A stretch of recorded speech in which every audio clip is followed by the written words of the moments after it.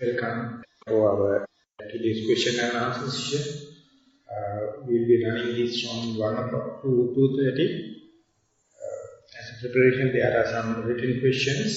I'll start with that all the written questions, and meanwhile I invite, if you have any other comments or questions, please you may raise as the session is going. The first question goes like this: can the body get too tired, within the bracket, exerted from the walking meditation for one to do anapanasati or breathing meditation? So this is, there should have a certain amount of misunderstanding. That is why this question comes. Whatever the tiredness, the breathing happens. You can't give away, you can't keep up the breathing away, it is telling that you are very tired, because it is happening. So it may be due to walking or any other work. So anapanasati means you are just observing the breath, whether it is tired or whether it is relaxed. So therefore, if you know the art of mindfulness, whether it is breathing meditation or whether it is anapanasati, breathing and anapana is already given endowment. It's always there. You just observe. The relationship here is, can that be attributed to the walking meditation? Possible. Maybe. But this is not the purpose of walking meditation. Walking meditation is just to relax. So that is to walk on the Mother Earth, on the barefoot, just for the sake of walking.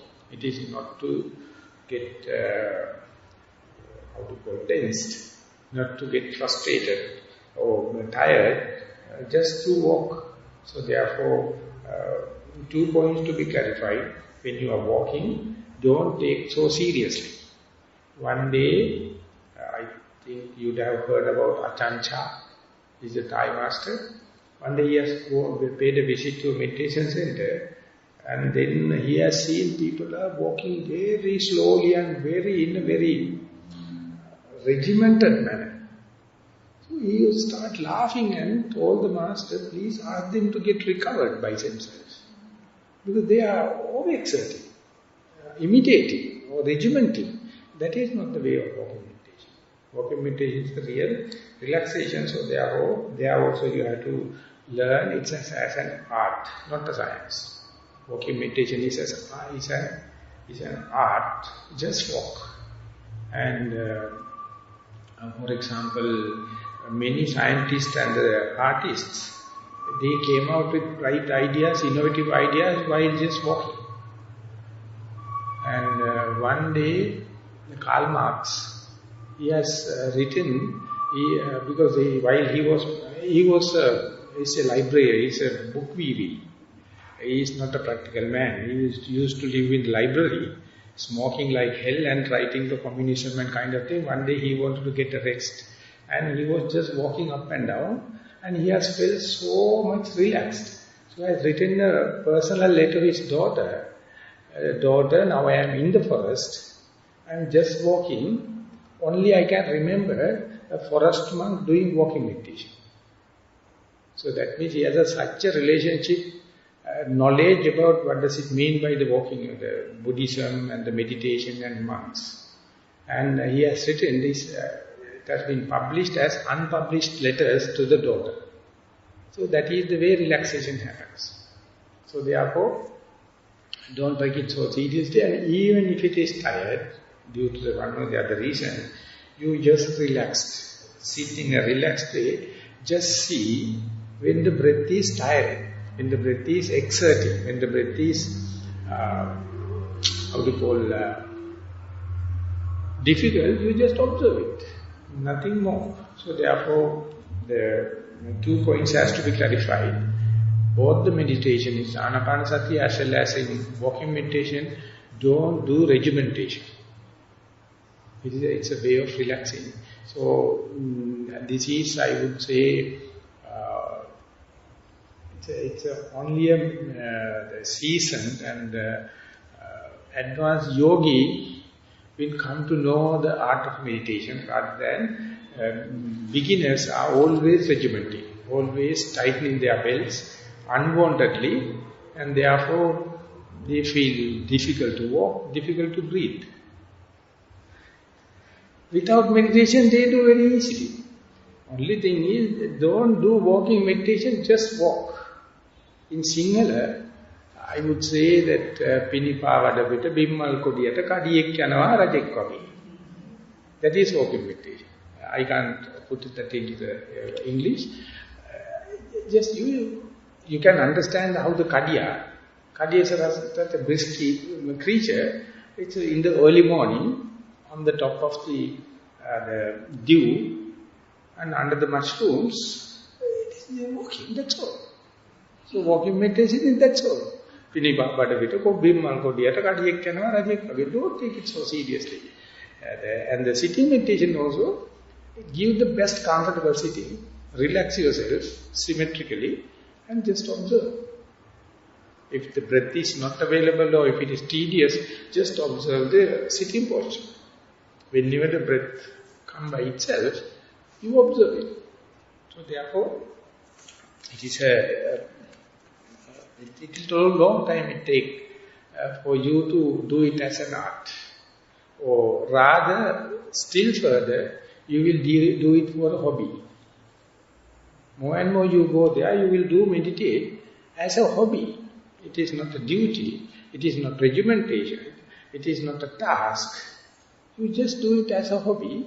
That is the way daily you must understand the ABC, the beginner's mind, how to do a walking meditation without much of exerting or regimenting, and how to sit in a comfortable way without regimentation.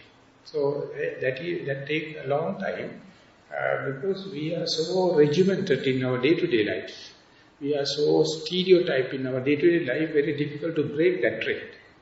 So that is why the Buddha says, go to a forest, go under a tree, just walk and sit.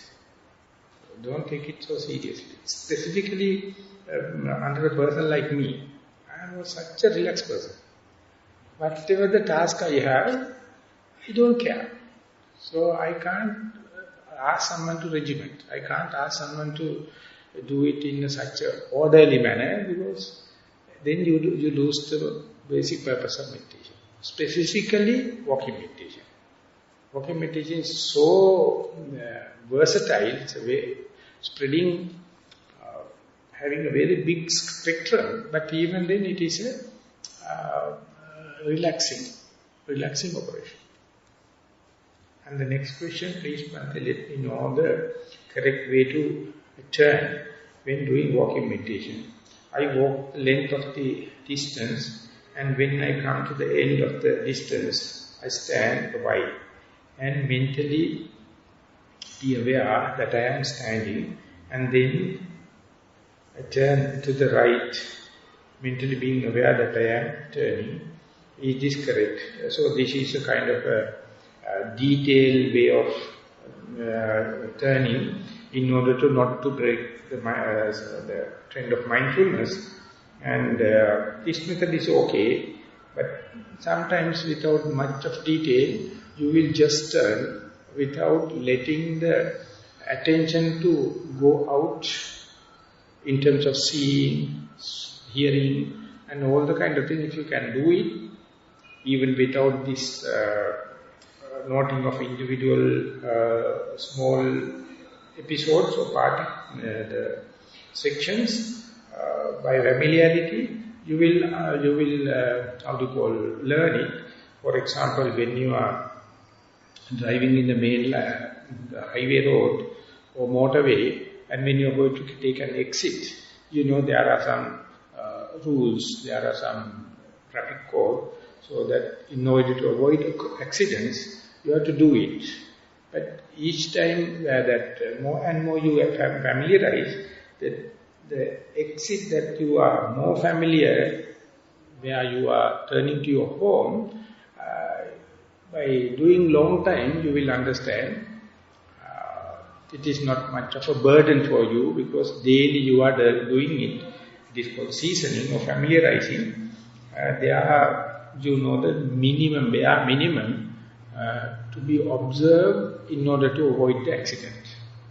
Not like an unfamiliar junction, so unfamiliar exits. Daily if you are doing something, you develop familiarity, something like in the, when you are turning around, by practicing only, you will telescope these individual episodes, and the mind will learn the art for the moment, but as been written is okay. It can continue the same.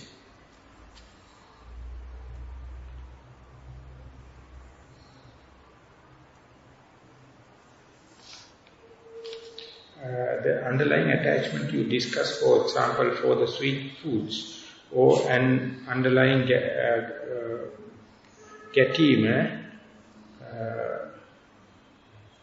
aversion, they are killes, they are defilements. They say they are by itself, they are not defilements, because they have not manifested yet, and they are underlying. It is like sleeping. Whenever the situation happens, it can manifest.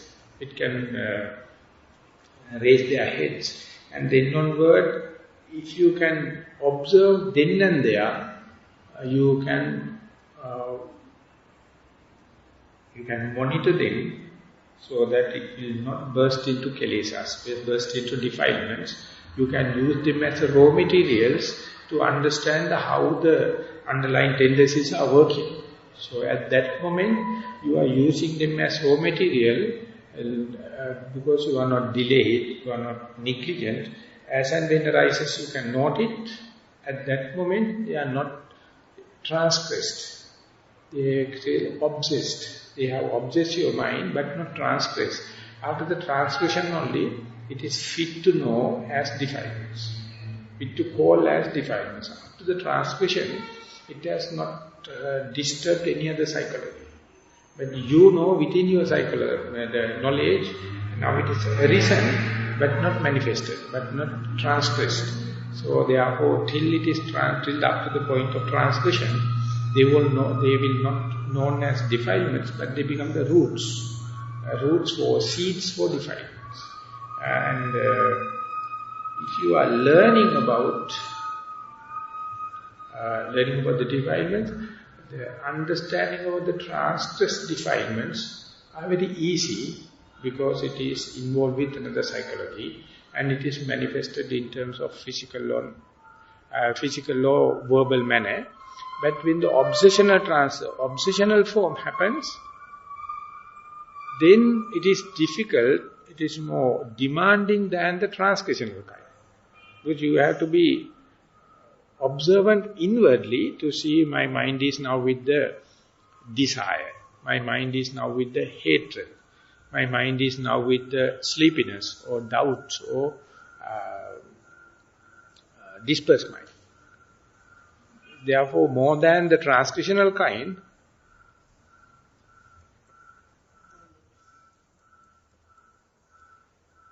electricity has electricity failure.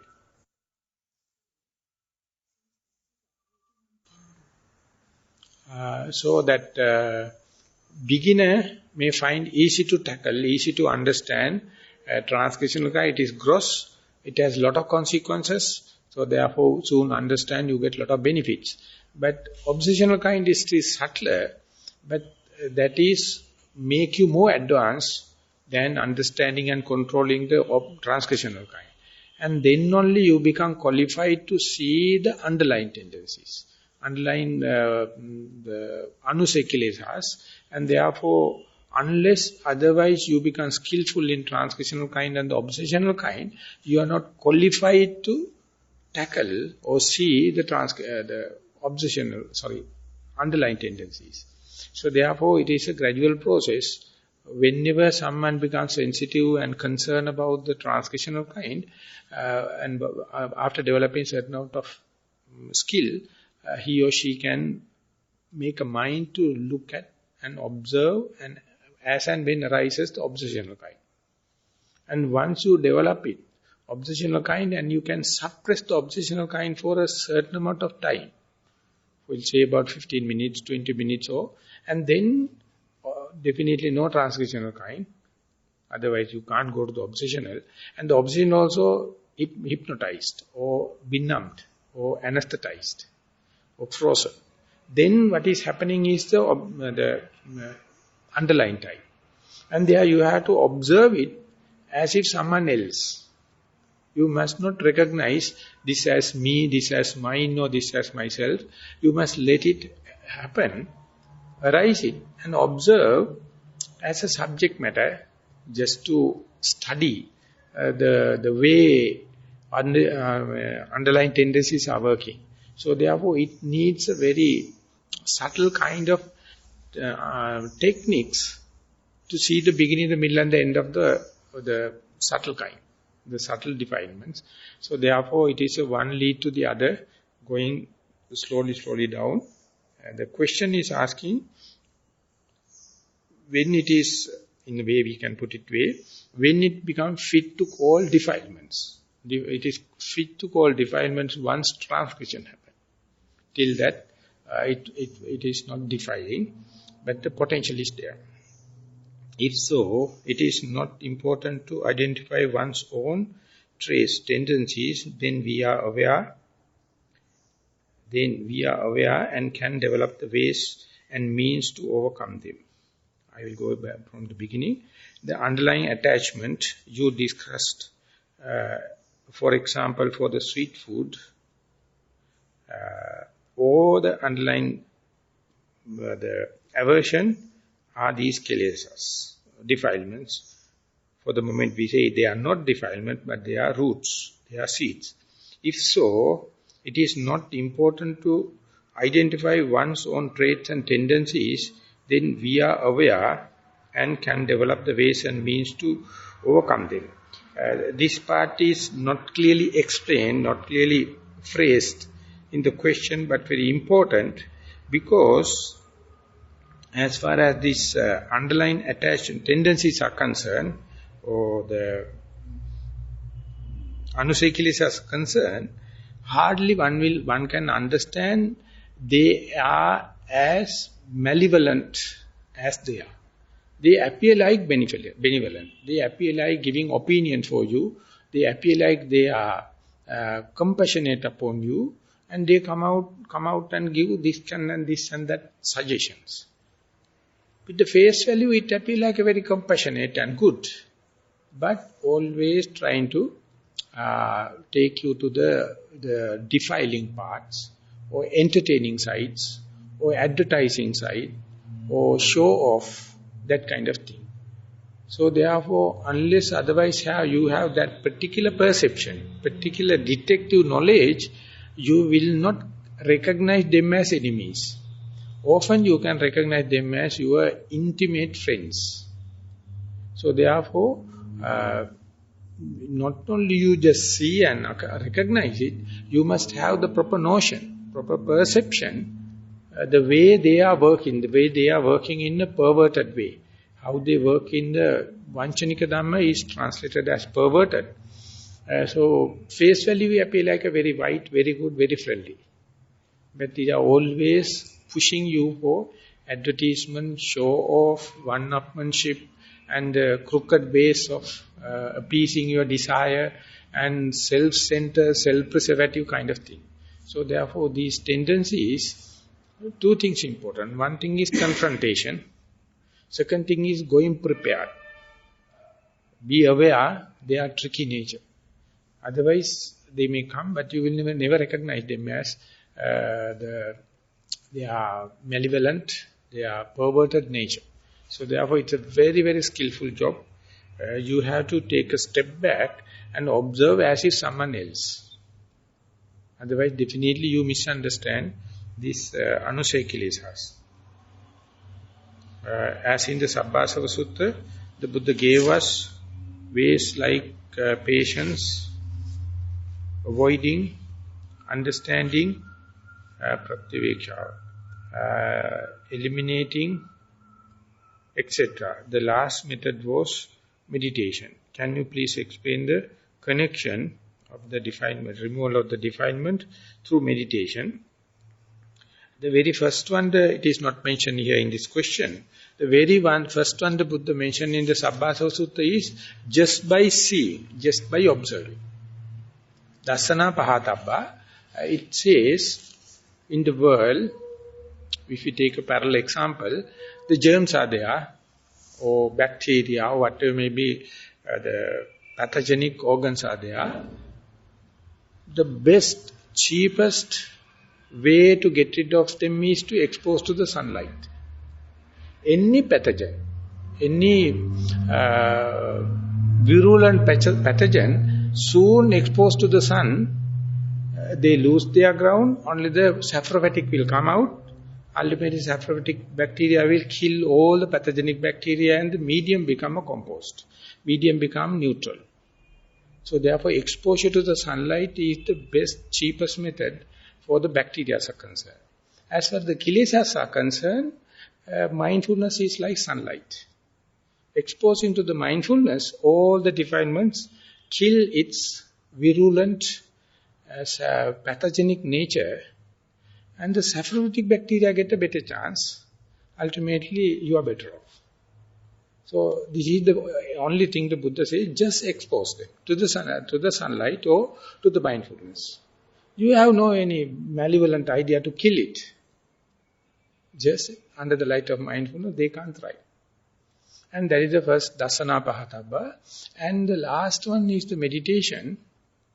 If you study the 4 kinds of energies the Buddha has mentioned, the very first one is not to arise, not to allow unarisen defilements to arise. That is the culture, that is the human culture.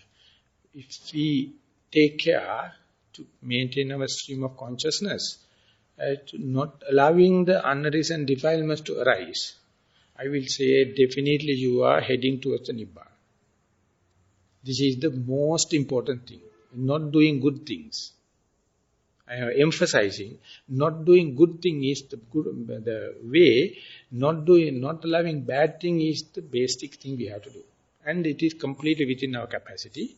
No one is accusable, so change your perspective. Doing good thing can lead to conceit, can lead to egoistic idea, can lead to perverted way of satisfying your desires. But not doing bad things have no anything. The moment you change, you'll be ever culturing, ever uplifting, ever become Arya. This is the first thing in the understanding the 4 kinds of energy. Second thing is getting rid of already arisen defilements. That means you have to be very critically observant, self-critical about yourself. Don't try to hide it. Rather better to go and tell a good friend or noble friend, my mind is such. It has this particular craving. It has this particular kind of conceit. I have always my pride and my conceit, my egoistic idea. So you must have at least 1 or 2 people openly you can tell. By telling, you undermining them or weakening them. That you know already you have.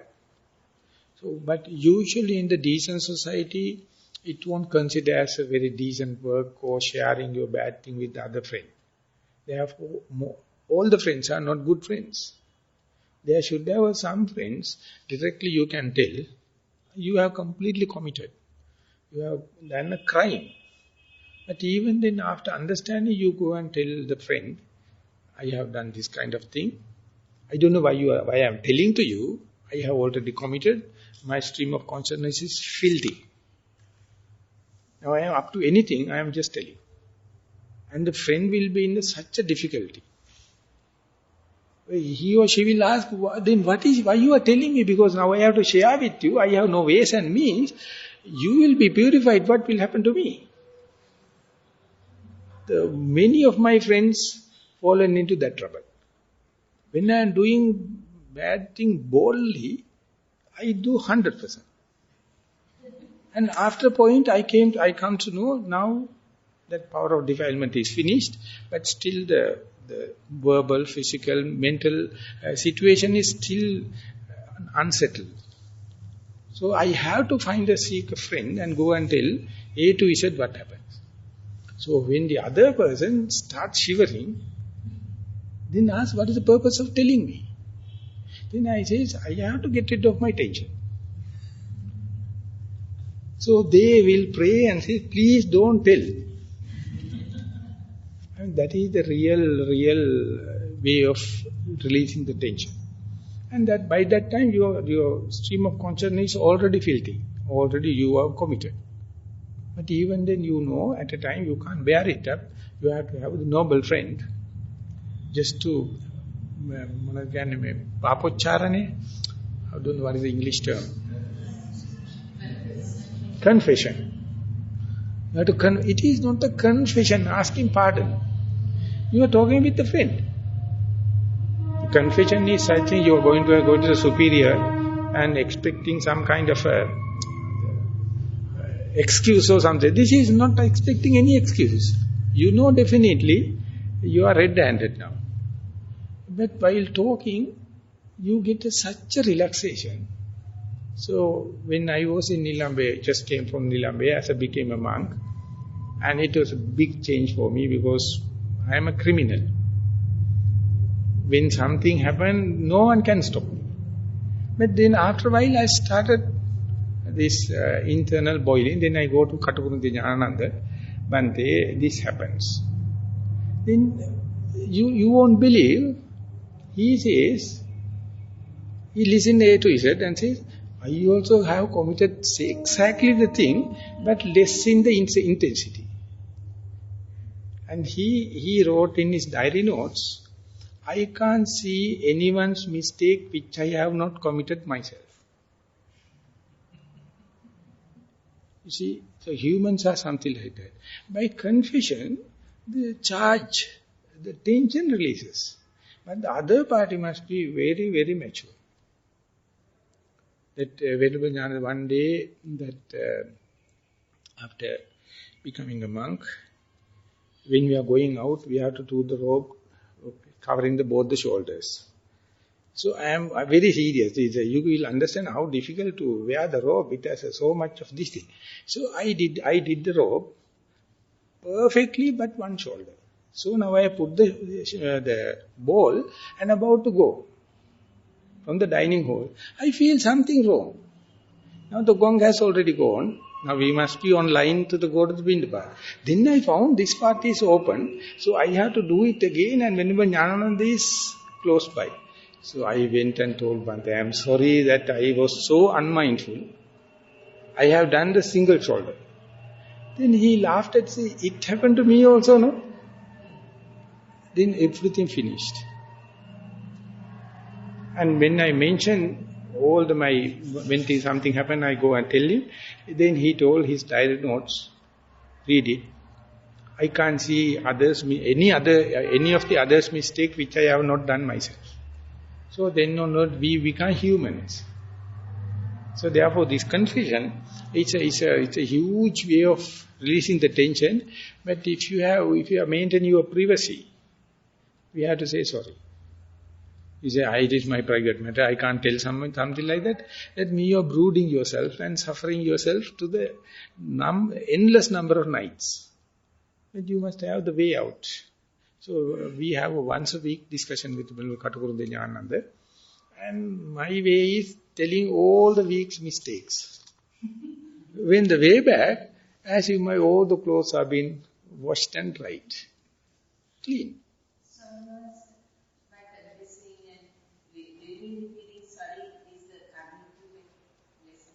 It may be that you have already committed karmic process, already established. But now you are for the moment released. You know we have humans. We have a tendency to do mistakes. But don't claim this as me, mine or myself. Just tell another friend. He also in the same boat. He also trying his best to become purified. So by telling, it's such a releasing of tension, like connecting the north and the negative and positive together. Spark happens, finished. Commitment is finished, but no brooding. no regret, no frustration. And even in future, you know you are going to commit definitely, but you know the way out. And the Buddha has appreciated, he mentioned, anyone who understand his own mistake in due proper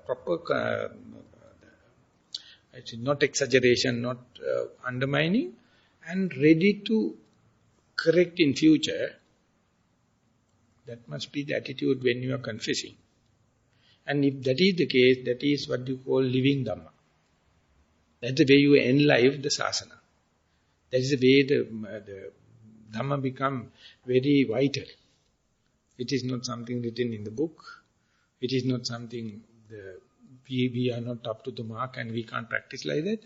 So mistakes, I find the mistakes as the most bright things, most in a potential energies we have to make use in the positive way, but it must happen among the noble friends. So this is the second part of the energy. Already recent defilements, you must try to get it off. Otherwise what happens is regret. Endless regret. And the third one is, when these situations happen, you get enough space in your mind. You have no much of attention, and sometimes you feel, okay, my mind is now free, I can do anything like. So under such circumstances, you must think about what are the good merits, what are the good characters, what are the good meditation that I have not completed yet, so I can do it now. Likewise, they are the point you try new ways and means towards the, the increasing the mindfulness, efficiency of mindfulness. And then at some points you are winning, some points are not much effective. But by hitting different points, you can understand some of them are soft ends. You can develop. And the last one is the bhavana pahatabba, that once you selected, these are the soft ends. These are the love spots where I can do happily. You promote it as much as possible. It is not recommended by someone. You find what is the most easily you feel to develop the mindfulness just like a hobby, not the regimentation, not the task. And select these points and do as much as possible. That is the way bhavana pahatabba. You multiply it, you cultivate it as much as possible. It is like a collecting stamps or collecting, just like a hobby. It's for the sake of fun. You keep on doing. So this is the way you must develop it. And it is not related with these defilements. If you really study Satara Itipada, Satara Sammapadhana. Satara Sammapadhana, that means 4 ways of development of your energy. The Buddha has mentioned, Anuppannanam papakanam akusalanam dhammanam anuppadaya chandan janeti vayamati viryan aharabati chittam paggannati padhati. To not to arise, not to allow unreasoned defilement to arise. And there are 5 steps. Already arisen defilements you have to do away with 5 steps. And then see, if I am looking for my well-being, what are the things that I have to fulfill? Whenever you get the space in your mind, time, do few things. Experiment with yourself. And then you find some of them are profitable, some of them are not profitable. Select what is profitable, multiply as much as possible. Each and every one have 5 steps. Chandan Janeti, first you develop kind of a resolute faith. Harabati, you start somewhere. Vayamati, and you give an effort and see. Chittam Paggana, then only you can understand this one is going to give a good result. Then onward you are giving the wholehearted effort and then resolute, fulfilling kind of energies. They are developing in a gradual process. So in the when Katakurundi Jnanananda, so Nivane Nivima, the Nibbana, the mind still, he has taken number of times, indicated these 4 kind of energies you are developing. And the first one, as unreasoned defilement to arise, it says basically the energy aspect. Already arisen defilement to get it off, this is a matter of mindfulness. understanding and getting rid of. And third one, unarisen skillfulness to develop, that is kind of a wisdom faculty. And the development further and further is kind of a concentration faculty. Even within the energy, it has backed by different mental factors, so it gives a different tastes, different rhythms. So it's integrated each other, but the Buddha has presented in under the bracket of energies, 4 energies. So these come under the 37 factors of enlightenment. The first one is the four foundation mindfulness. Second is the wish fulfillment, 4 kinds of efforts to fulfill your wish. And the third one is the energy. In the Catuka Nipata Anguttara Nikaya, the Buddha has mentioned, and it is a stock phrase. Wherever he is mentioning, he mentioned in the same pattern.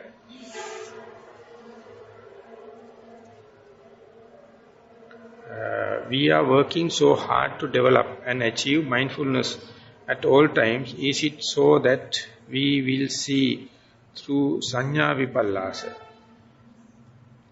We are working so hard to develop and achieve the mindfulness at all time. Is it so that we will see through Sanya Vipallasa? This is one way. Sanya Vipallasa means mental perversions. The distortions, mental distortions. We are living in our own dreams. We have our own value sets. So every achievement and every failure, we see through our values. But that is not universal. That is not unconditioned. So one day we have to see, already while achieving, are we still measuring our achievement with our own yardsticks? Our own yardstick is a kind of a distortion. It is not the universal yardstick. The yardstick is wrong. So first of all, you have to understand it. That is through this Sanya Vipallasa. And sometimes your perception regarding the feelings, this is better, this is pleasurable, this is painful, that's a conditioning. It is not the intrinsically pleasurable and painful. That's the way you read it. And that you have to get rid of this veil.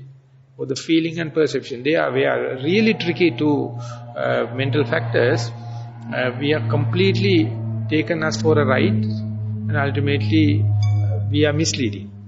Because we believe our pleasure is the pleasure, we believe our pain is the pain. But that is not so. And our value system or perceptions, they are completely bonded and bounded with our upbringing, our cultural backing. But when you go to the different places, these are completely topsy-turvy. Therefore, those who are traveling, they get a better chance to see different cultures have different value sets and kind of thing. But even then, if you are not self-critical, and if you are not reshuffling your body, your likings and disliking, if you are not developing mindfulness, you are in a rut. Very difficult to pull it. And you will fight against your human rights. This is my human right to suffer in this way. That is what the elderly people are telling. They have their own rights to suffer according to their own way. Young children are not rut. They are not in a rut. They are always experimenting. Therefore, you have to look at it in a critical way. But the Buddha gave the mindfulness equally applicable for the youngsters, medium and the elderly people, but we are not radical enough. We are not,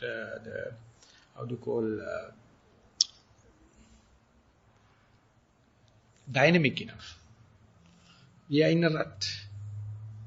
In our own rut. Just like a railway, when you keep it, it has to go forward and backward, no turning. Because rail is already fixed. But the vehicles, you can turn in a playground or something like that. But we are rather on the railway. So it can go forward and backward, that's all. So therefore, it is our own conditioning. The way you understand it, you will definitely drop back to the humanity. When you come to the humanity, it's ever versatile. Huge options, huge, the alternatives are there. But our mind is, it is not sporty enough, not radical enough, not dynamic enough to try different ways. Whenever something go upset, you think it is not the way the things are not happening according to my likings and disliking. So it is like disheartening and kind of thing. You never try to do experimenting. So, yeah, the flexibility is yet another way. And in non-reactional way, unassuming way, the beginner's mind. And the other one is not to contradict anything. Not to contradict anything. Apannaka patipada. Don't contradict anything because you are not, no one can say it is a duty for you to contradict. You must always claim, I have my rights to not to contradict. Not contradiction is a huge opening. And you can understand when the people are contradicting how much tense they are. And how much they are burning their own this thing. And you can relax and see. If I am also to contradict, I can take that example. But when you are not contradicting, people come and accuse you, you are callous. You have no feelings. You have no chest. So you have to say, it is none of your business. I have this thing, not to contradict.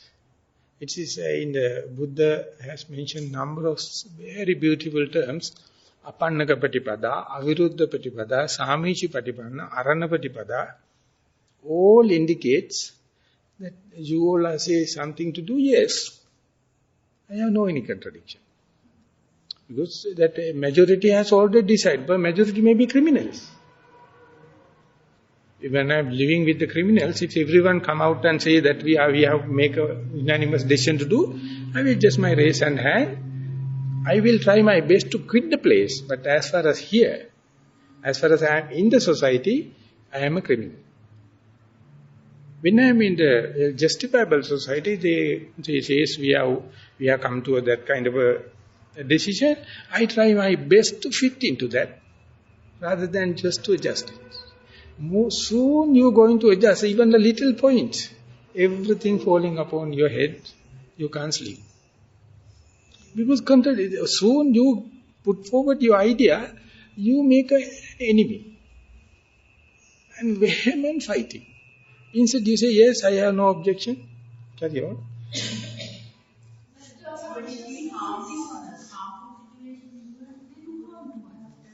Yes. So that means your mistake is why you go to that kind of places. Yeah, so you give the consent and why find the ways and means to quit the place. No, you are not consenting. You are telling, I have no objections. Please select the terms. And you are not approving. You say, from my side, no objection. That you have already decided, I have no objection, then says, I have to go to the toilet, please. Get out. Huh? So, don't assume like a teacher, because your biggest mistake. This is the mistake. You assume if you as a teacher, who appointed you? Your self-appointment.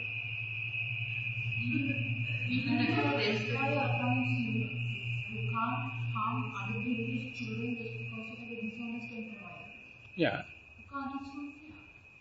Give me an example. I will give you the way out. I was hired to work in a university. Normally I don't do jobs. This is very unusual to actually be employed. Right? Employed means it's a slavery. Slavery. But I'm not a slave, so I don't feel like a slave. I mean, you sign and go to the employment, you are a slave. They didn't tell me that they were allowing students to cheat in the exams as a way of getting money. Yeah. Right?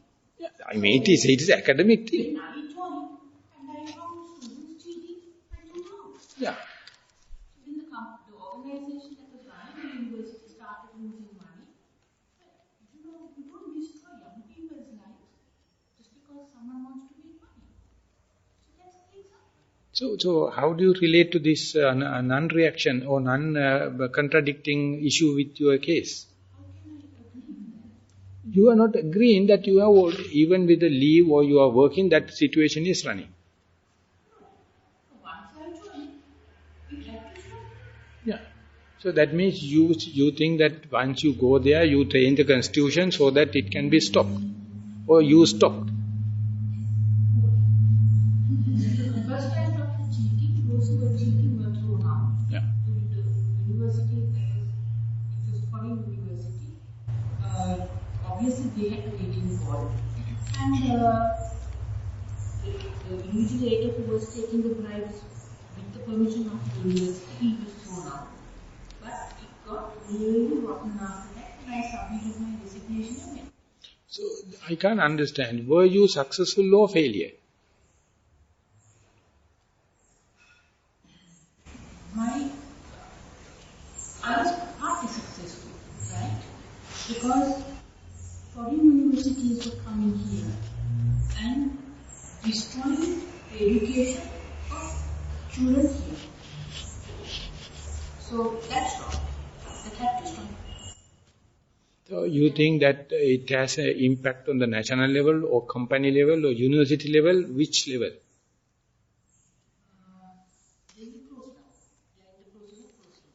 The university. Yeah, but this is the cheating and kind of thing. It's a present day. It's a very common business. Education. Right? I mean that we don't like it, but that is the way it happens. Their whole life depends on the value of the qualification they get.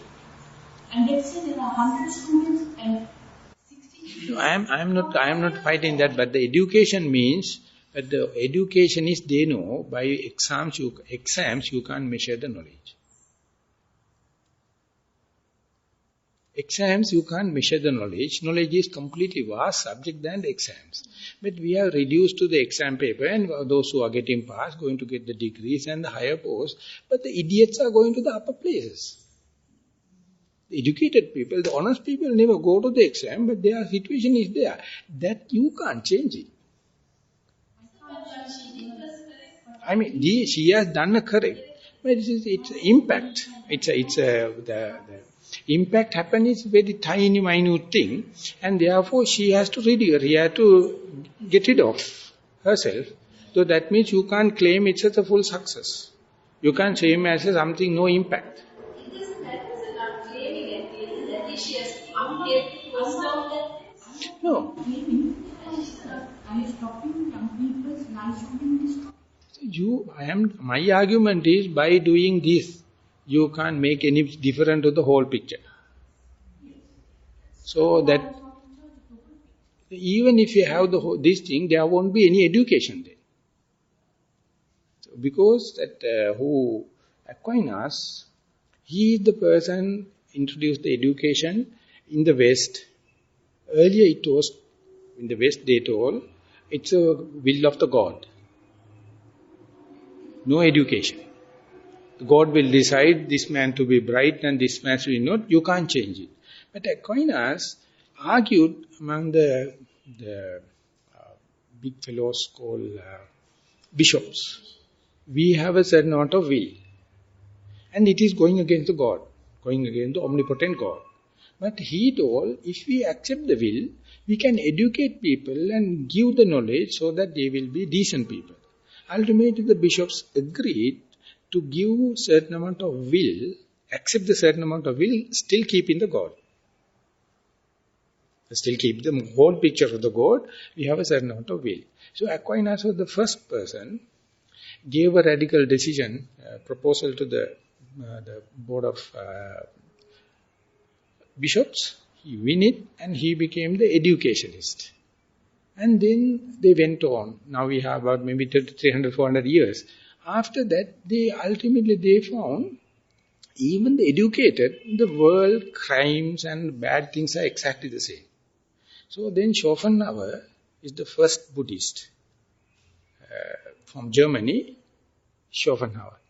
Arthur Schopenhauer. He analyzed the will. He told, all will is evil. and ill will. The Buddha evil. And Buddha mentions Sabbe Sankara Dukkha. Sankara means the will. Sabbe Sankara Anicca. So everyone accused Ata Schopenhauer telling nihilistic, destructive and uppish. Not the uppish means singular word, it's a very negative. But he never answered the question, but they really opened the case that Nietzsche came, Friedrich Nietzsche, whacked the fellow. Whole Western this thing he told, will is always leading to negative. So therefore, education, now they understand, even if you educate, there is no betterment in the world. The world viciousness, the suffering nature is exactly the same. You can't change it. Because the majority of people are not seeking Nibbana. They want to have some or the other money. They want to have some or the other fame. So therefore you can't make that kind of a change.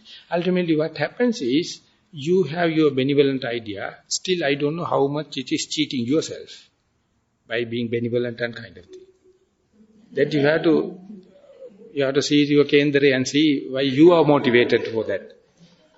Sorry that this is the way I have to analyze it. So when you go there, ultimately what happens, you get discouraged. So best thing is, if it is so, you see this, all the people are so I am not going to change the world system. I am not going to change the society at large. Even the Buddha did not. With the omnipotent power, the omniscient power, he never tried. He tried to pick different people, those who can pick it out, and he escaped them.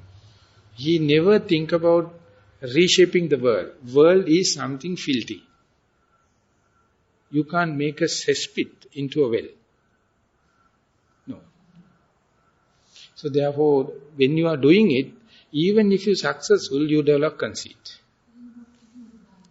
The address is not to contradict, get rid of. You quit.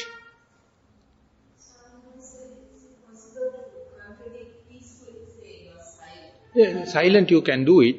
While silent doing it, don't try to thrive there. Don't try to continue to be there.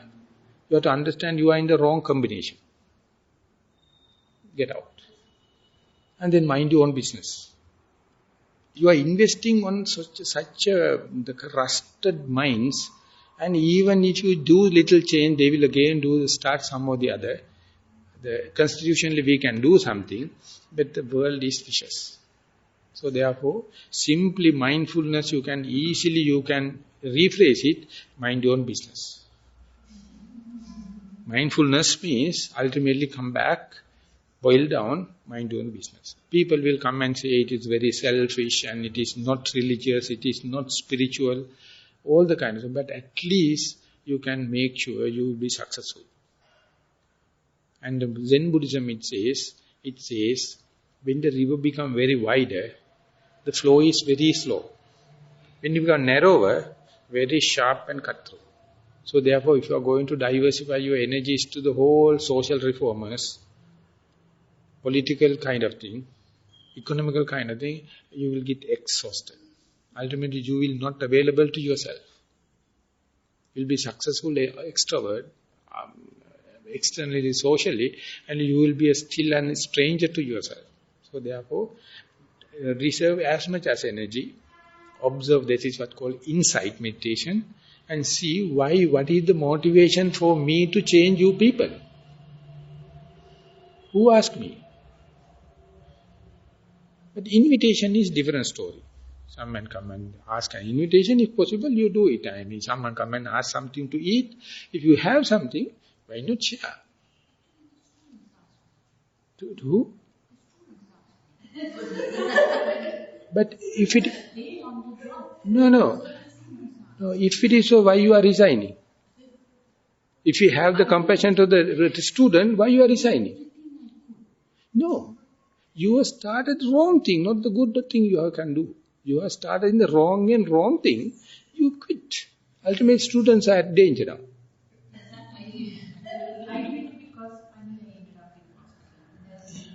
Definitely. Good that you are not committed suicide. Good that no one killed you. Good that you are not being killed by someone. Because this is the way you are asking for trouble. You are making enemies, such a powerful people.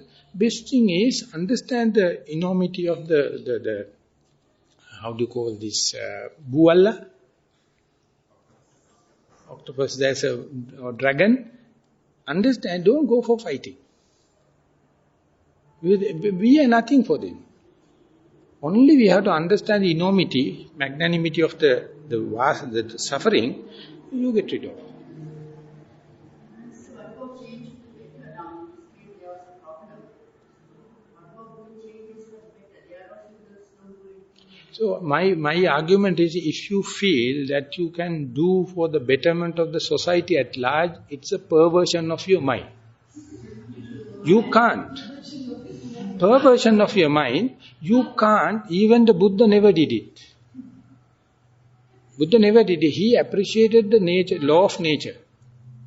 They are happening in the last majority way. So you are understanding by this grain where it is going. If you are not participating, you don't know. You won't get the impulse. You get the pulse. You have to get the pulsation and understand the equanimity, magnanimity, and then see, you put your finger and you understand it, escape it and go. Because world is vicious that you can't change it. But even the family, if you do not understand your limits, if you are going to tread past the limit, you are asking for trouble. Even within the family is the same. So therefore, ultimately it comes to here, now I am. That is what I say, mind your own business. In other way. So I think, sorry for telling me, female find difficult to understand this situation than males. Am I excused? Because the female always think in terms of children and all the kind of, they are out of compassion. Their mind is working rather in the how do you call, embracing and compassion. The males they are rational. So therefore, we have to sympathize the females because the motherhood. Males can't do it, simply can't do. The kind of sacrification and the raising a child, you know how much sacrification. But it is not a quality, mind you, it's a nature. Matayata Niyamputtang is not a quality, it's a nature. That is how even the animals, they raise their offsprings, that's a nature.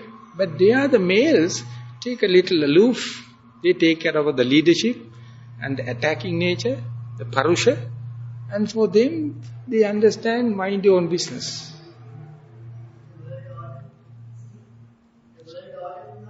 Yeah, and but after you inside meditation goes beyond the Udayabbe Jnana, your male-femaleness will reduced. If you can't give up the male-femaleness, you can't go beyond the Udayabbe Jnana.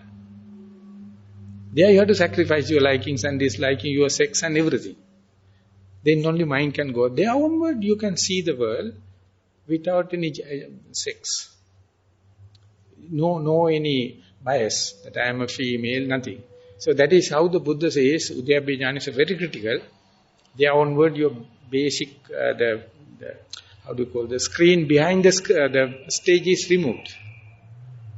You can't claim anything. Everything is arising and passing away. Then onward only you become human. Till that you take the flag, I am a male, I am a female.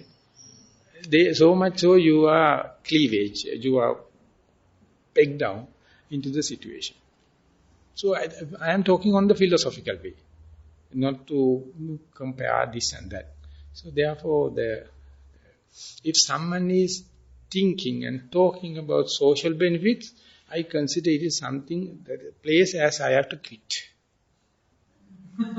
I never shake hands with this kind of people. I know they are self-cheating.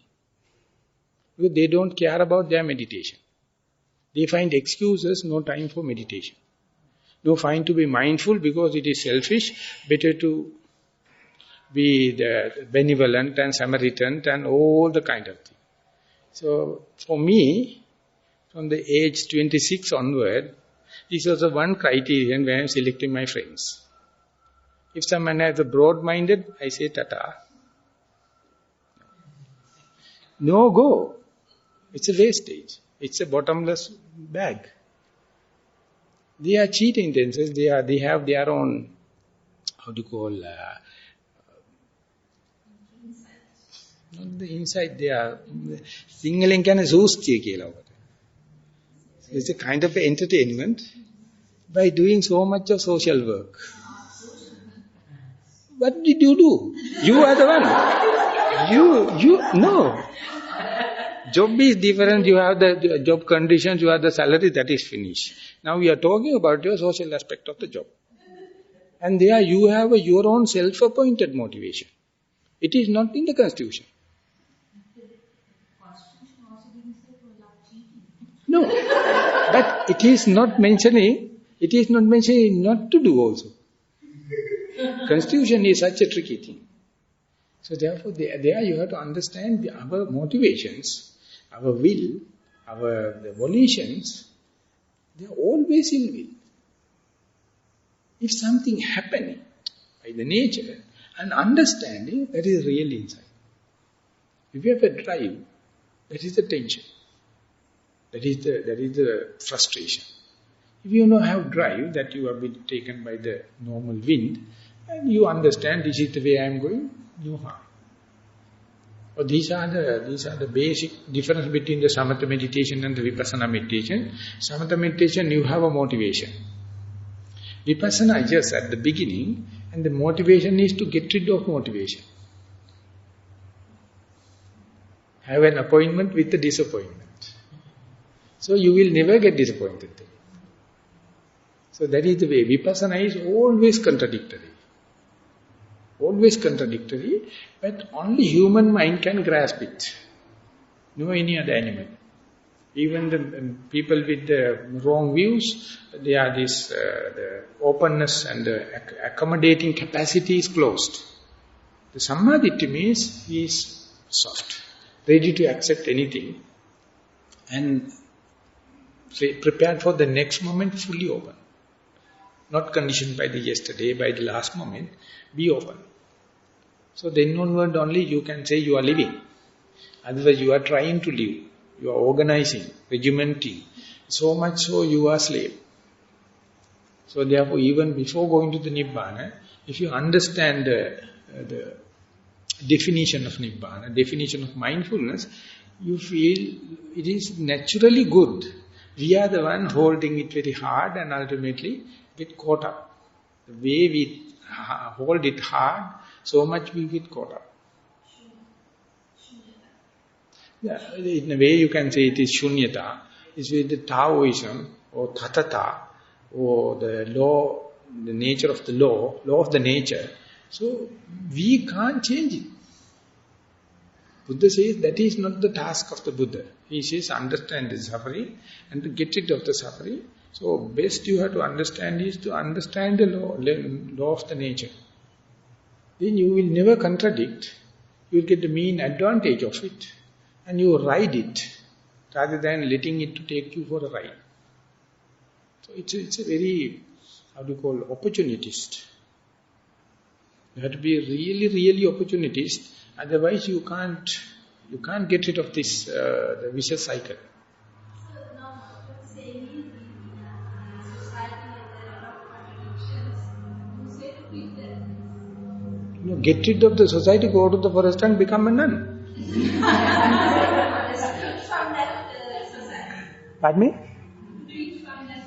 I mean, you have to understand the viciousness, then only you will quit. Otherwise you will never. You will say, I can do it, I can adjust it, so you will get bogged down there. You will self-appointed yourself, without me everything will go for chaos, so why not I go there morning and the evening, and ultimately you are the one become caught up. You have to really see the Adinava Asada Nissarana. Asada means, you see how these people have the wrong concept got together. make a societies and constitution and they run the game. They see consequences but they never look at it. But we as yogis, we must understand the advantages. Disadvantages, then ultimately you find totally it is negative. I mean, at a loss. Then what the Nissarana happens. Nissarana means you have to say, don't take refuge of this kind of thing. This is artificial. This is sankhara. So how to get it off? The Buddha has given the clear picture of how to look at it. And he has given an alternative, that is renunciation. But for the society, it is completely radical, I mean negative and destructive and selfish. And therefore society will come and tell you, now you was a good person, now you become going to bad person and you are mind your own business. So therefore you are unsocial, backward, destructive, all the kind of thing. And ultimately part of your heart also going to take that explanation.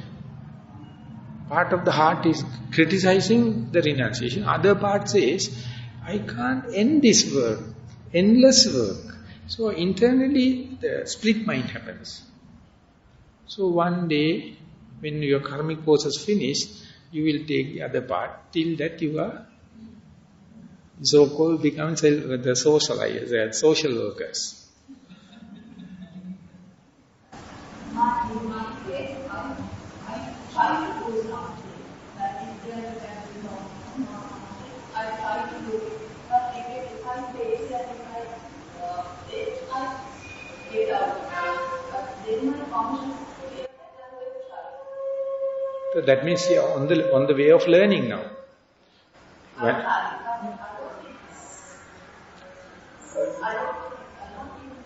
That means you are learning. So when I was there, when I am doing the job, I did 6 years.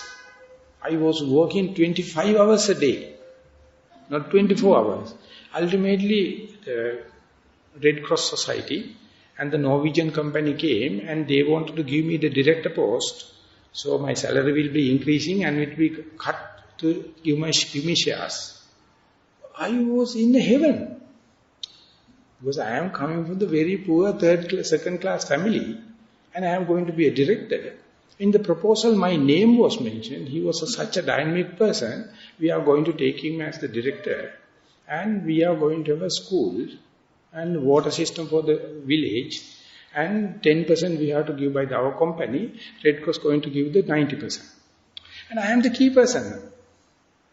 Imagine what kind of a dream world I was living. 6th year. And I was about to write my PhD. I finished my MS and about to write PhD, got all the facilities and kind of thing.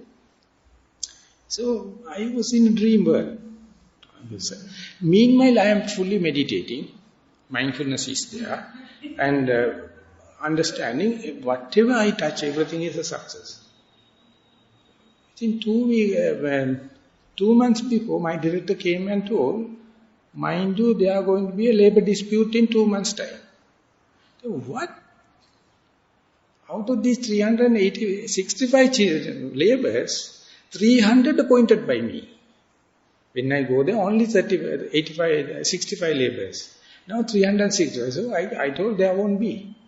But 2 months' time, situation was changed, and I was blacklisted, and there was a huge posters in the whole village. Everyone must try best to get rid of me. So it was like something is collapsing on the whole mansion. So I went to Nilambe, and the director came and told, you are too young, and therefore it will be too much for you. Take annual leave and go and rest. So I directly went to Nilambe, and I sit in the meditation hall, and I put the mindfulness, and I see 1 hour meditation, complete relaxation. I can't imagine that I am with a person with that much of problems. So I was sitting like here, facing this one, and I look back, I can see the Nigambu area from the Nilambe. That is the place, my working place. So I found over there, I am a hell of a problem. Now here in the Nilambe, 1 hour, complete relax. So I went to Dr. Fernando and told such a trouble is there. I am facing, he told, I thought you are too much with the labours and you are too soft with them. But anyway, you resign from that job, you come to the university, we can get the academic job and so that have enough time, we can meditate. But even then I never thought of that. Then again after 3 weeks, 15 days ultimately became 21 days with the weekends, I went there. So when I go there, another delegation came for the business, Norwegian, the Holland. He came and shaking my hand together with my director, Norwegian. He told, you appear more sexier than earlier, he told.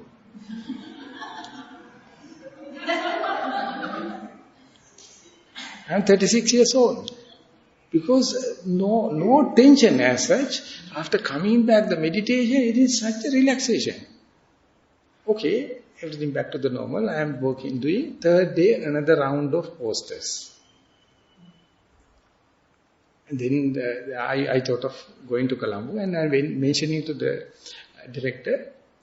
He told, I am very sorry for a young person like you happening this kind of thing. Give me 24 hours, 48 hours. And when I go back, he has written my resignation letter as if I am writing. On the personal ground, I am resigning. So I signed. While signing, I was so elated. Because now I never thought, because if I am to be an agent for the Red Cross and to develop the village and the water system and kind of thing, how many hours, how many years of me would have gone. But anyway, I was thinking it as a good. So I quit it, went to the Nilambe, and then people start to come. Asking without that, very difficult to do. Then I told, you have done such a meritorial deeds, all the 385. One day I will give a Bodhi Puja with 385 oil lamps.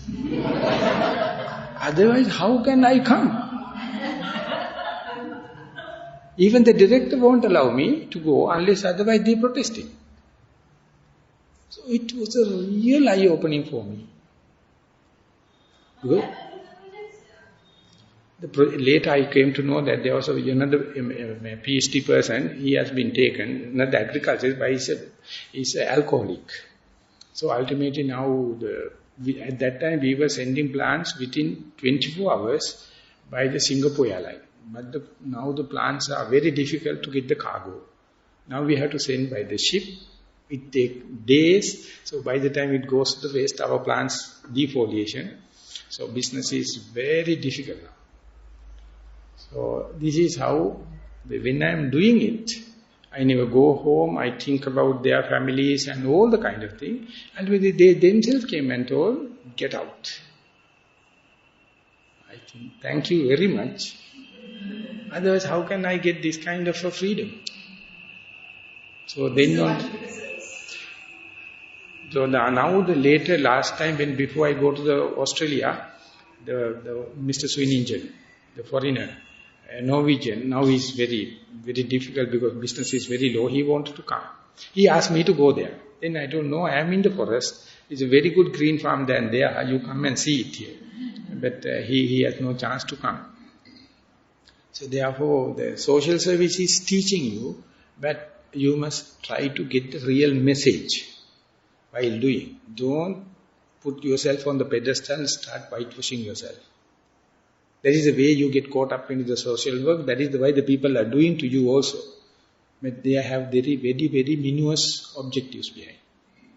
So understanding that, the getting rid of it appear like unsocial, it appear like selfish, it appear like callous, it appear like the narrow-minded and antagonistic, antisocial life. But this is the reality. So, and the Buddha says, once you become qualified, that will happen. Until you are qualified, you self-proposing, you assume yourself is how you can do. According to the, proportionately you get the punishment. But once you qualify, things will happen. There is no much of a constitution necessary. Things will happen. Therefore, qualified yourself, then the nature will take care. That is the way I have to interpret. Be mindful. That is the qualification. That is the you develop the human. That is, we try to be human, not a specific qualified professionals. That means you are in a rut. But these qualifications, never mind, as far as you accept the human nature. We are all equal. Don't assume you as a teacher, don't assume you as a leader, you as a role model. All these things are masks. Get rid of, be up to your natural, normal nature. And then the nature will select and appoint you for the job. Do it happily, but don't go against the grain of the society. Be with the society by not contradicting, but always keep your well-being. Always try to keep your well-being, not to sacrifice that at the cost of your well-being. Whatever the social laws you are doing, I would say it's a cheating. It's a susti. In Sinhala it is called susti. It's a kind of a dope. So what I was mentioning was, soon the day I understand the word meaning of mindfulness, I had a very limited amount of friends. Though everyone is concerned themselves. Never think about social work. So whenever someone is in the social work, it's a joker for me. It's a self-cheating. So I sometimes directly tell, if I can open, I directly tell them, mind your own business. I have no dealing with you. Because I know it's endless. So, very limited people, they are concerned about their limited resources, limited potential to understand oneself, to be mindfulness. And the Buddhism never appreciate that kind of thing. Islam never appreciate that kind of. But the Buddha Dhamma, that is the real message. So, it is I would say it is a personal decision. Don't ask your friends, don't ask your parents, don't ask your religious masters. No one has, Buddha has given for you, individual's hand, clarify your objectives. And it is refining ever.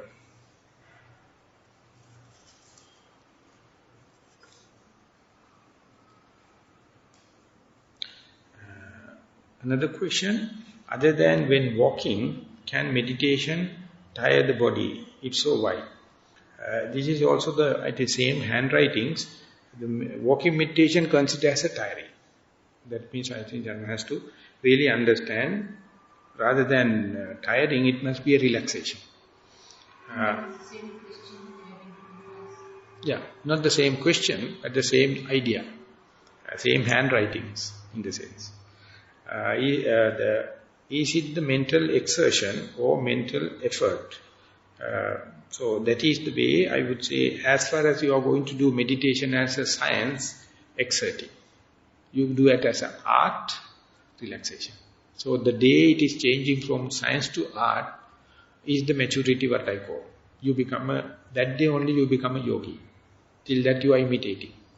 You are doing something, you are regimenting yourself.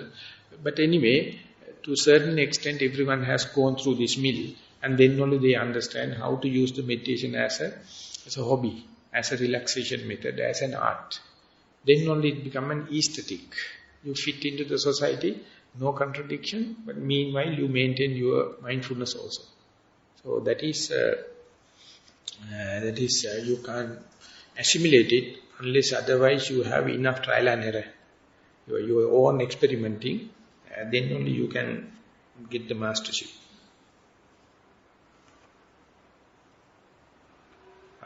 It's a long question. 3 teachers taught me how to meditate in different meditation centers. First teacher said, observe breath. When any feeling or thought occur, never pay attention. Just let go. Mind should be on breath only. That leads to jhana. No other way to be enlightened. The second teacher said, observe the breath. But if feeling or thoughts arise, be aware and observe till when they disappear, we will know impermanence, dukkha and non-self. After disappearing, go back to the breath again. Third teacher said, we should do anapanasati just to make our mind concentrated around the nostril. We should feel all the sensations. When mind gets concentrated, stop Anapanasati. Instead, we use the sharp mind to feel the sensation of all the part of the body. From head to toes, observe any kind of sensation without missing even one part of the body. We will realize impermanence, dukkha and non-self. Jhana is a long way to go. Only by this technique will realize the truth, will be liberated. He said, I wish to know your opinion. I don't know whether I am falling into one of these teachers. Because all the three are valid methods, but they're for different personality traits. So therefore you can't say first is correct, second is bad, no such a thing. So this is the way, talking about breath, mindfulness on the breath, and the difference is how to deal with the secondary objects. Whether to take them or to forget about them or impose secondary objects. All these you must experiment with. If the mindfulness is intact, you can try and see all the three methods. Each and everyone going to give you a different experience. Everything is valid. And the first teacher and the last one appear to be samatha biased. The last one appear to be vipassana biased. But no one knows what is the candidate is. What is the meditator is, whether he is vipassana biased or samatha biased, still an open issue. So therefore, keep the primary object at the mindfulness, breathing, in order to develop mindfulness and ask the mindfulness which is the path, rather than the teacher. Because mindfulness will lead according to your personality trait and your past karmic forces. So therefore, instead of premeditated idea that I am going to be a vipassana yogi or samatha yogi, let the mindfulness to take the upper hand, and mindfulness is definitely leading with the least frictional path. It never go for the complicated ways. So therefore, trust upon the mindfulness, use the breath in order to develop the mindfulness. If the distractions happens like the thoughts, pain and sounds, if they are prominent, nothing you can do than paying the attention to that distraction. Once that is gone, go back to the breath. And then more and more you familiarize with the breath, mindfulness will be steadfast, and then you have a lead, very natural one, not intellectual, not rationalized, but the natural lead, and that will be the foolproof system. Reverend sir, in Anapanasati Bhavana, first I found with the each inspiration, I raise the right thumb. This helps to concentrate. Anapanasati Bhavana A, I found with each inspiration, I raise the right thumb. This helps in concentration. Wonder whether this is acceptable. Is counting the breath useful? Sometimes I happen to do this. So the inspiration, I-N-S-P-I-R-A-T-I-O-N. Each inspiration is a wrong terminology for me when I am reading the question. I am reading to see, I found with each inspiration, I raise the right thumb. This helps in concentration. I wonder whether this is acceptable. Rather than this, specifically for an interview, if the person, the meditator can see, while I am focusing on the Anapanasati, what are the difficulties arising, what are the secondary objects distracting, then we can think about how to deal with them, rather than thinking about the remedies, thinking about the medicine before the diagnosis. So, early part of the meditation, Anapanasati, not everyone going to get the frictionless path. Always distractions are there. Distractions also an indicator to understand who am I, to understand your personality traits, to understand your likings and dislikings. So therefore, distractions must decide what is the remedies. Without doing, don't try to involve, don't try to fork your fingers by monitoring the meditation. Let the meditation happen with the mindfulness. For example, the raising the thumb means that your attention is shifting from the nostril to the thumb. It is a distraction, even though it says it is going to increase the concentration. And the other one is counting. The counting is traditionally accepted only for the thinking as a secondary object. Not for the pain, not for the sounds. When the sounds and pain happen, different methods are there, different remedies. But counting method is only for the wandering mind, the thinking. So therefore, they have different tools, medicine. So it is not the matter of medicine. You have to diagnose first, and then prescription will be easier. So therefore, this is not given the full picture. So therefore, my basic the criticism or remark is, this is the remedies-oriented kind of statement. Instead, it must be the diagnostic kind of diagnostic-oriented observation is more practical than starting with the remedies.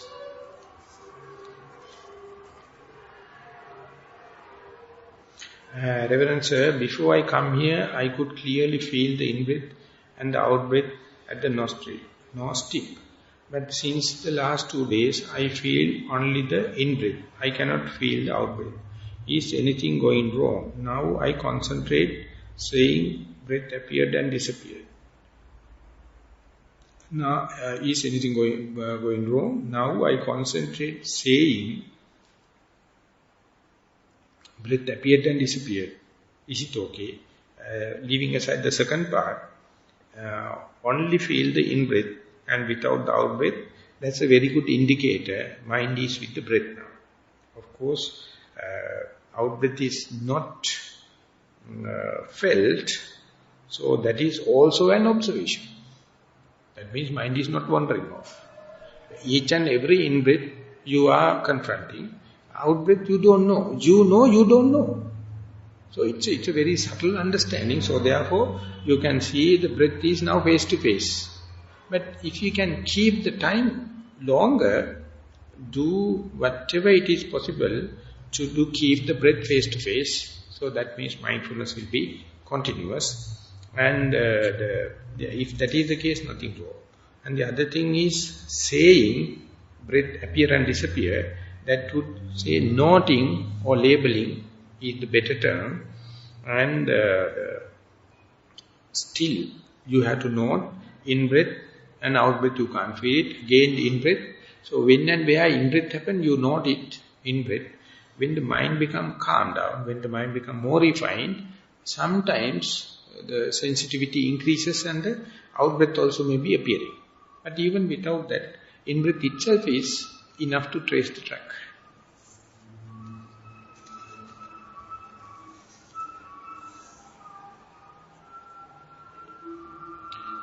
Counting the numbers during the meditation describe.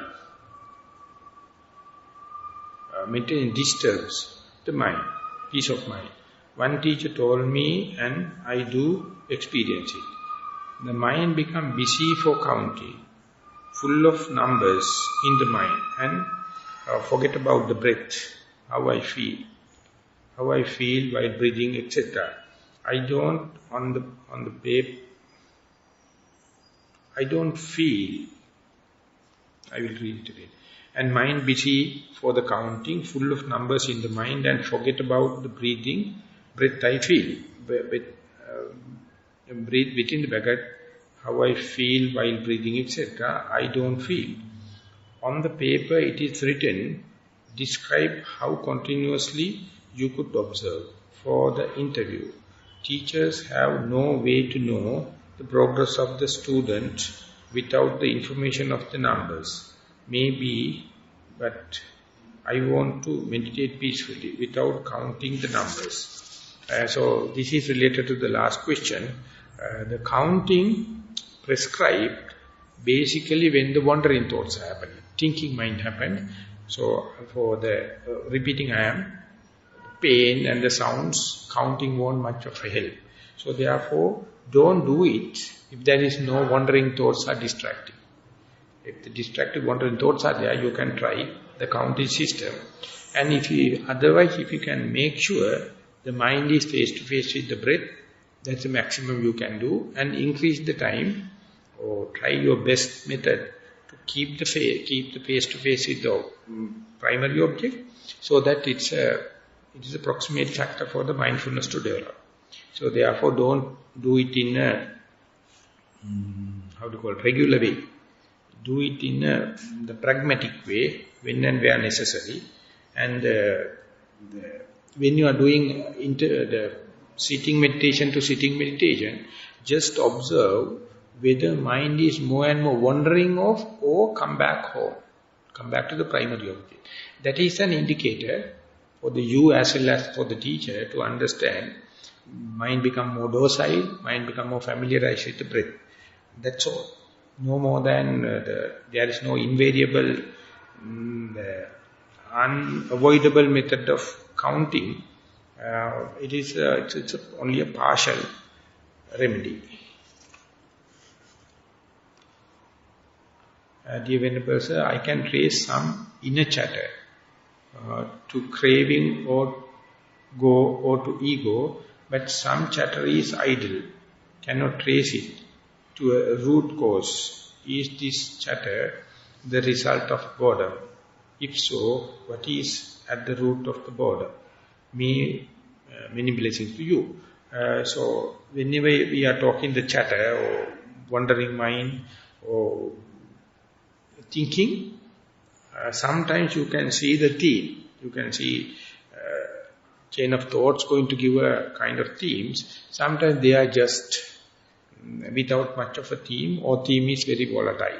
If the theme is volatile, it is for your bad advantage. That means these thoughts have no messages. They are just background thoughts. Best thing is to ignore them, or otherwise, while the thoughts happen, just see whether you can see the breath. While these thoughts are moving, seeing through them, if you can trace the breath, that's an achievement. So that you have to appreciate it. In a way, you have to say, the breath observed without distraction is good. But the breath, if you can observe amidst of the distraction, it is better. So therefore, midst of thoughts, if you can still see through the thought and see the breath, that's a good challenge, and it's an efficiency. So therefore, it's a better way. But that does not mean you are inviting thoughts.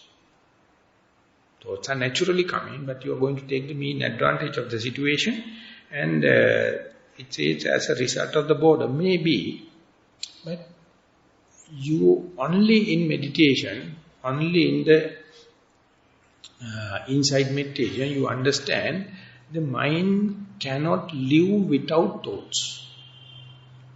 Mind and thoughts are coming from the same source. And they are arising together, functioning together, ceasing together, take the same object. These are the four characteristics of the mind and the thoughts. So don't try to expect the mind without thoughts. It is like you are going to the seashore and expect the sea to be calmed down without waves. There is no such a sea. Whenever the sea is there, waves are there. So don't antagonize the thoughts, but midst of the thought, try to see your task, try to maintain the track with the in-breath and out-breath, then you become more efficient. So ultimately thoughts are helping you to be more versatile, more challenging or immunized, more reinforced. So therefore don't consider the thought as a negative element, consider it as an exercise. More exercising, you can understand how to keep the relationship with the primary object. Multiple thoughts are very rampant. Is there a place to temporarily drop the breath and look at the thoughts? Yeah, I mean that is, you have not to drop, it is already dropped. The thoughts are already taken. So the main thing is not to worry. Now you know you are not mindful on the breath, but mindful on the thought. So it is, try kind of a sailing on the troubled water. More chances to topple. So you have to understand, don't rush. When you are sailing on the troubled water, reduce the speed as much as possible. So likewise, you know it is that something happened, but you know even these distracting rampant thoughts will be an object for you to develop mindfulness. It's a given. But that is not the best. But anyway, for the time being, that's the most efficient method. And ultimately you will sympathize. The mind cannot live without thoughts. How can we reduce these two? So therefore, when I go to Nilambe, everyone come and says, when you going to meditate, main thing is thinking. The Godwin used to say, have you heard about the Godwin? Godwin used to say, this is the first result of the meditation. If you are not meditating, you don't know your mind is so chatty. Because you are engaged outside. So you don't know the inner chatter. When you come inside, you find hell of a fight. So this is the best result. The inevitable first result is understanding my mind is not according to my agenda. It has its own different agenda.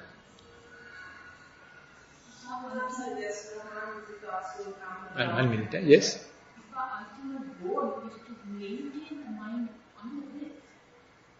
No, that is a intermediate goal. Yes. Yeah. No. So don't define it in such a way. Our main object is mindfulness on the breath. And we know if the mind is obedient and docile and helping us, we can understand many natural characteristics beginning, the middle and the end of the breath. But the beginning, the middle and the end of the breath, so characteristic is not the Nibbana. Okay, now when the mind becomes docile and become obedient, you try as much as possible to keep the mind in the track, knowing the mind has its own agenda. So once in a week jump off, good, no problem.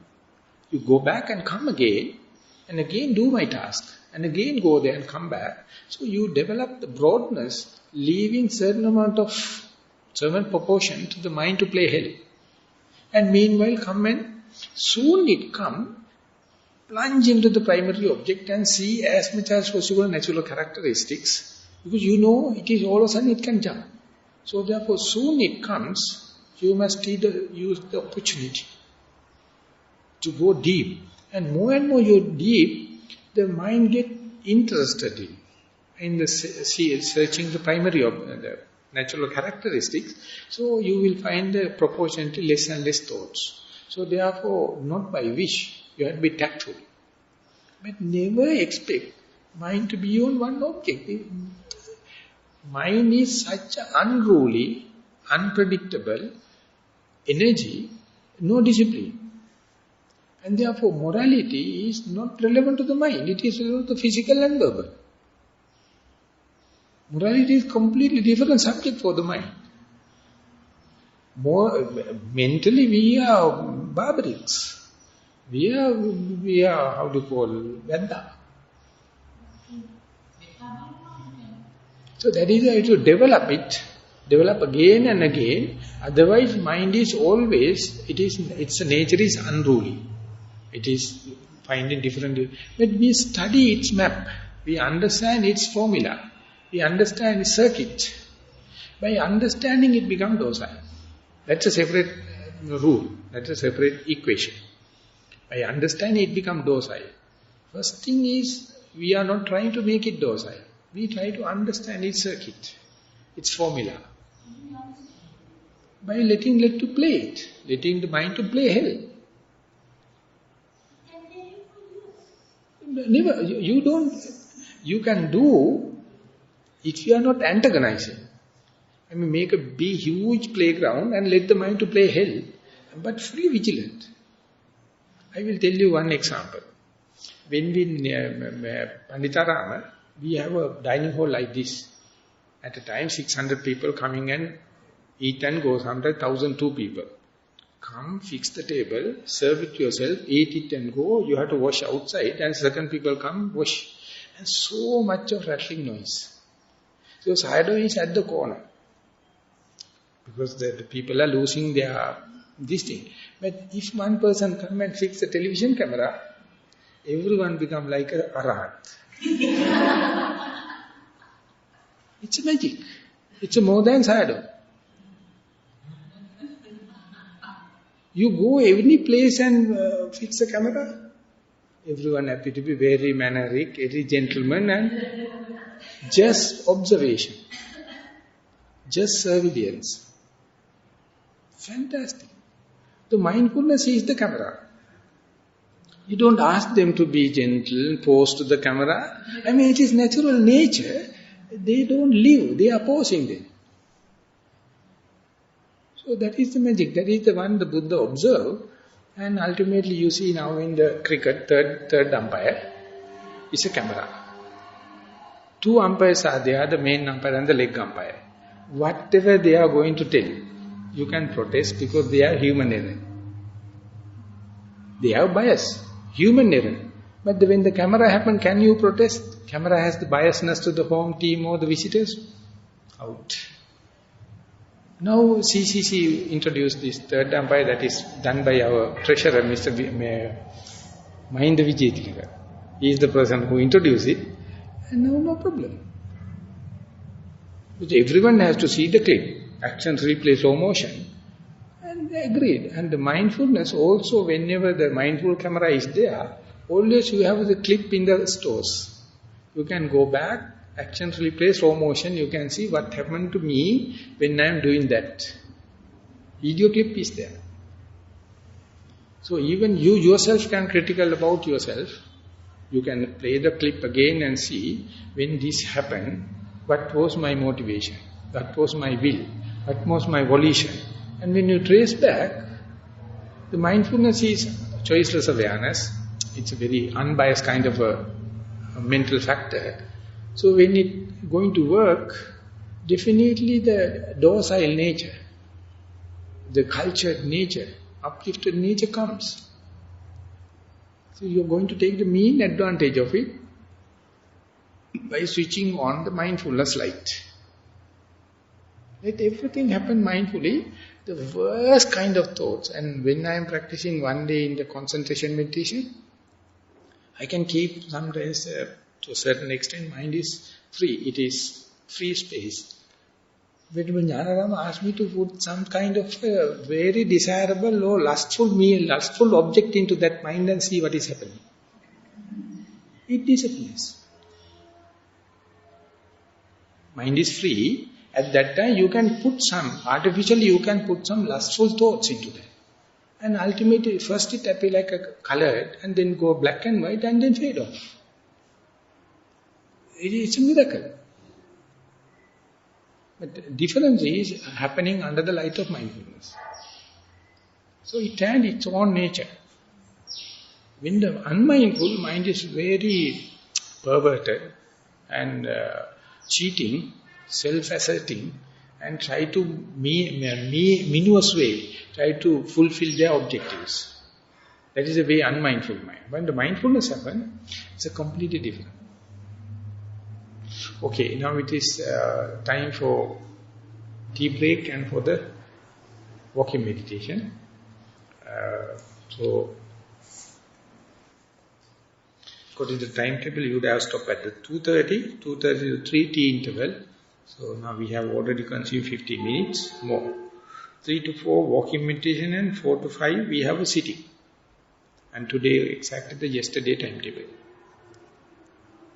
Okay, thank you very much for the participation.